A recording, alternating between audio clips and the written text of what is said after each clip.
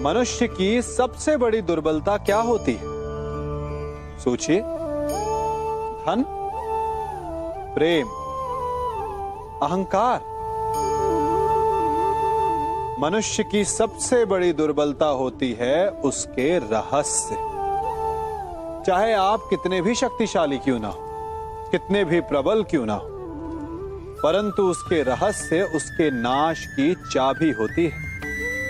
इसलिए यदि प्रबल रहना है, शक्तिशाली रहना है, समर्थ रहना है, तो अपने रहस्य को किसी को भी ना बताएं, ना मित्र को और ना ही शत्रु को, क्योंकि समय पड़ने पर कब कौन शत्रु हो जाए ऐसा कहना संभव नहीं। विभीषण को रावण के अमृत कुंड का ज्ञात था, इसीलिए प्रभु श्री राम रावण का वध करने में सफल हो सके। इसलिए उचित यही है कि आप अपने रहस्य को स्वयं तक ही सीमित रखें। मनुष्य जीवन की परीक्षा में सफल होने के लिए क्या नहीं करता? वो परिश्रम करता है, दौड़ भाग करता है, और ये सब करने के पश्चात भी जब उसका काम नहीं बनता तो वो नकल करता है ना? तनिक लौटिए अपने बचपन में, स्मरण कीजिए अपने बचपन की स्मृतियों का। क्या स्मरण हुआ? विद्यालय में जब आप परीक्षा देने जाते थे तो क्या होता था? आप ना सहे, परंतु कोई ना कोई सफलता पाने के लिए नकल करता ही था और उत्तीर्ण भी हो जाता था, है ना? परंतु जीवन की परीक्षा ऐसी नहीं होती। नकल करने वाला सफल नहीं होता। कारण विद्यालय में सबके प्रश्न पत्र एक होते थे, परंतु जीवन के प्रश्न पत्र और उनकी कठिनाई सबके लिए भिन्न होती, तो निश्चित रूप से उनके उत्तर भी भिन्न होंगे ना। इसलिए यदि आपको जीवन में सफलता पानी है तो नकल ना कीजिए, स्वयं के प्रश्नों का उत्तर स्वयं ढूंढिए और सफलता आपकी ही होगी।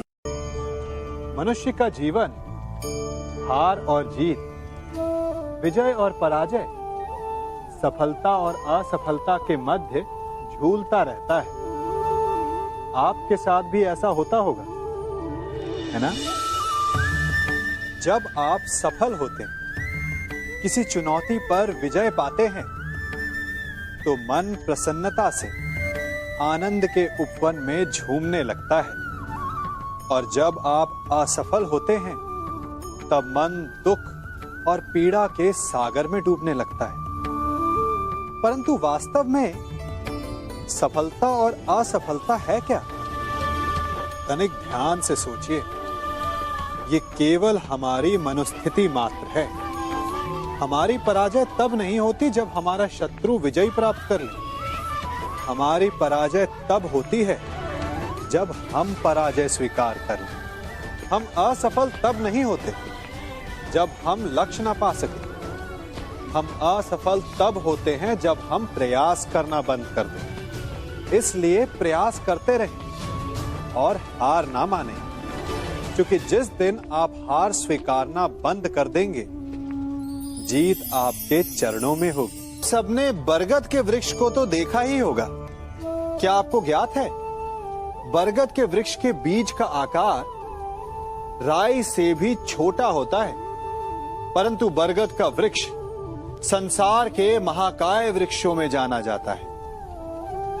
जब उसका जन्म होता है तब उसमें वो जटाएं, वो शाखाएं नहीं होती, परंतु जैसे जैसे उसका विस्तार होता है, जैसे जैसे वो अधिक शाखाओं का भार उठाता है, अधिक पत्तियों का सृजन करता है, वैसे वैसे उसकी शाखाएं जटाएं बनकर जड़ तक पहुंचती है और इस वृक्ष को सहारा देती है। ये जीवन का बहुत महत्वपूर्ण पथ है। बिना लोभ लालच शुभ कार्य करें, अन्य लोगों की सहायता करें। धीरे धीरे आपने जिनकी सहायता की वो आपके सहायक बनते जाएं। आपकी जड़ों को और बलशाली बनाएंगे, आयु, मान और आकार बढ़ाएंगे। सहजीवन, सहायता और निष्काम कर्म आपको मृत्यु के पश्चात भी मरने नहीं देगा, आपको अमर रखेगा। हमारा शरीर प्रकृति का एक महान आविष्कार है। इससे जटिल संरचना संसार में और कोई नहीं। हमारा शरीर जितना जटिल है, यदि इसे ठीक से जाना जाए तो इससे अधिक सरल ज्ञान देने वाला और कोई नहीं। हमारे शरीर में 5 इंद्रियां होती हैं जो हमें भाव, गुण और वस्तुओं का बोध कराती हैं। हमारे पास आंखें हैं, नाक है, स्पर्श के लिए त्वचा है, कान है और जीभा है। सबका भिन्न भिन्न कार्य है। आंखों से देखना, कानों से सुनना, नथनों से श्वास लेना, त्वचा से स्पर्श करना और जीभा से स्वाद लेना। परंतु क्या आपने कभी सोचा कि प्रकृति ने हमें 2 आंखें दी, 2 नथने दी, 2 कान दी, स्पर्श के लिए ये पूरा शरीर दिया, परंतु जीभा केवल 1 दी? ऐसा क्यों? क्योंकि प्रकृति चाहती है कि हम देखें अधिक, सुने अधिक और ज्ञान अधिक अर्जित करें, बोले कम। क्योंकि अधिक वाचाल नाश को निमंत्रण देता है। स्मरण रखिएगा।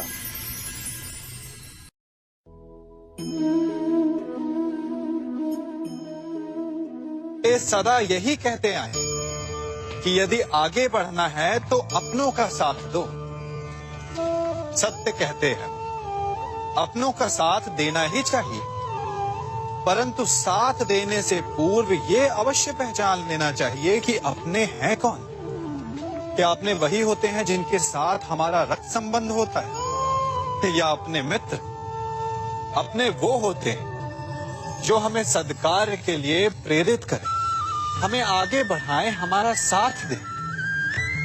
और वो जिनका साथ देने से समाज का नाश, धर्म की हानि हो, वो सगे हो करके भी सगे नहीं होते। इसलिए जब अपनों की परिभाषा का चुनाव करें तो उन्हें अपना माने जो आपका साथ दे, उन्हें नहीं जो हमें अज्ञान के मार्ग पर ले जाएं।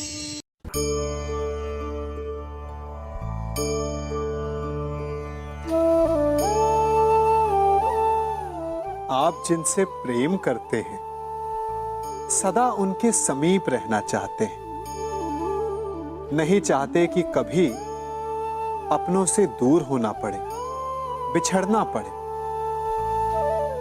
परंतु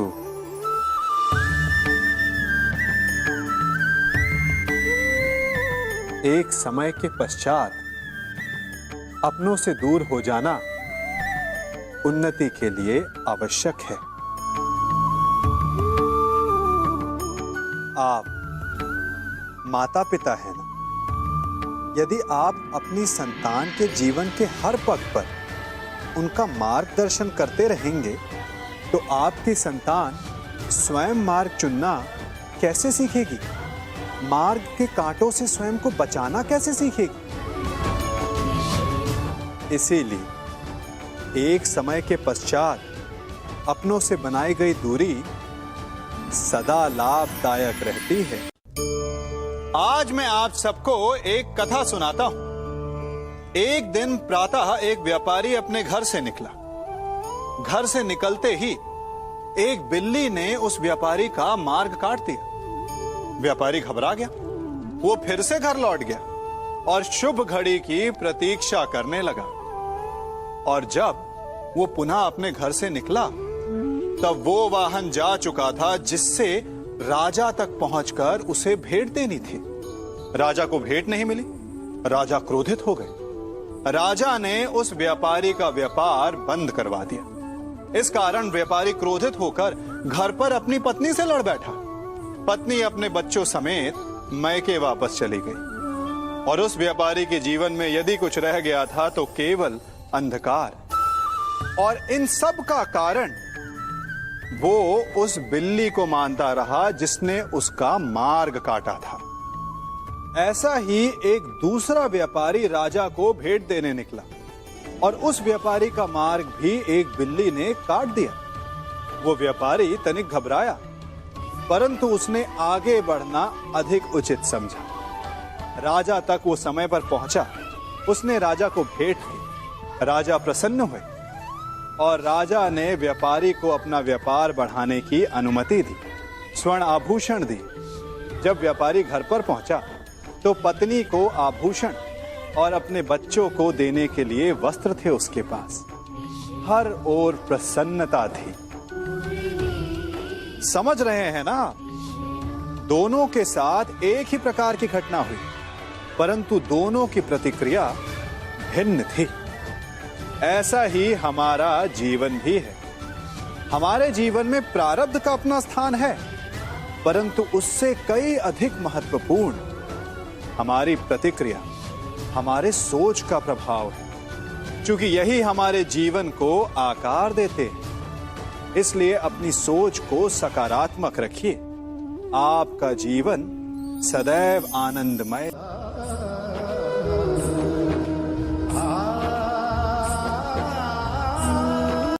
हम सभी अपने जीवन में कोई ना कोई कार्य करते हैं।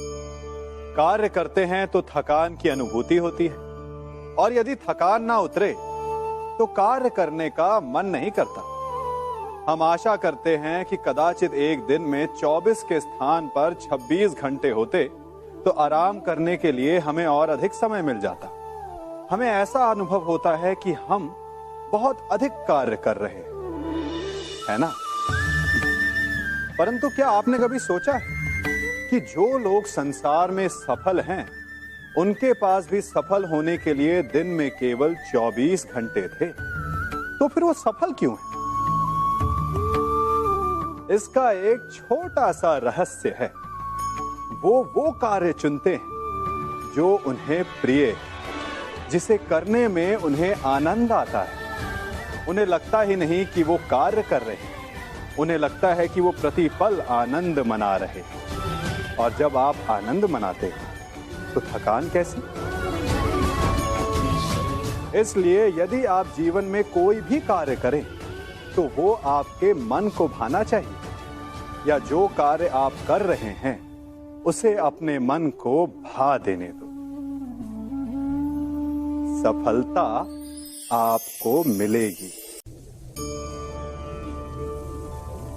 कभी सोचा है हमारा जीवन भी उस रेत की घड़ी की भांति है? जो रेत नीचे गिर चुकी है वो हमारा अतीत है, जो अब भी ऊपर है वो हमारा आने वाला भविष्य है, और वर्तमान ये संकुचित स्थल है जहां से धीरे धीरे करके रेत गिर रही है। अर्थात हमारे पास जीने के लिए यही एक क्षण है। उसका उपयोग कैसे करना है ये हम पर निर्भर करता है। जो बीत गया उसका दुख मनाना है, या जो भविष्य में होने वाला है उसकी प्रतीक्षा में क्रोध करना है। सब कुछ करने के लिए यही एक क्षण है। प्रसन्न रहना है तो उसके लिए भी यही एक पल है। प्रतीक्षा करते रहोगे तो ये पल भी भूतकाल में बदल जाएगा।